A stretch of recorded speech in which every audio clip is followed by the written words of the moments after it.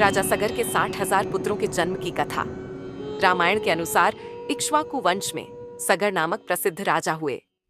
उनकी दो रानियां थीं, केशिनी और सुमति।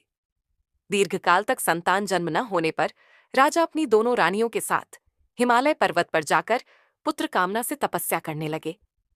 तब महर्षि भृगु ने उन्हें वरदान दिया कि एक रानी को 60,000 अभिमानी पुत्र प्राप्त तथा दूसरी से एक वंशधर पुत्र होगा। कालांतर में सुमति ने तूंबी के आकार के एक गर्भपिंड को जन्म दिया। राजा उसे फेंक देना चाहते थे, किंतु तभी आकाशवाणी हुई कि इस तूंबी में 60,000 बीज हैं। घी से भरे एक एक मटके में एक एक बीज सुरक्षित रखने पर कालांतर में 60,000 पुत्र प्राप्त होंगे। इसे महादेव का विधान मानकर सगर ने उन्हें वैसे ही सुरक्षित रखा। समय आने पर उन मटकों से 60,000 पुत्र उत्पन्न हुए।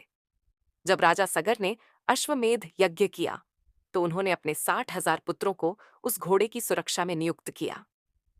देवराज इंद्र ने उस घोड़े को छलपूर्वक चुराकर कपिल मुनि के आश्रम में बांध दिया।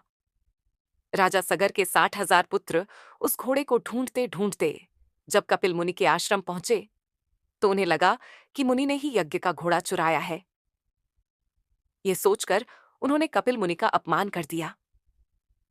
ध्यानमग्न कपिल मुनि ने जैसे ही अपनी आंखें खोलीं, राजा सगर के 60,000 पुत्र वहीं भस्म हो गए।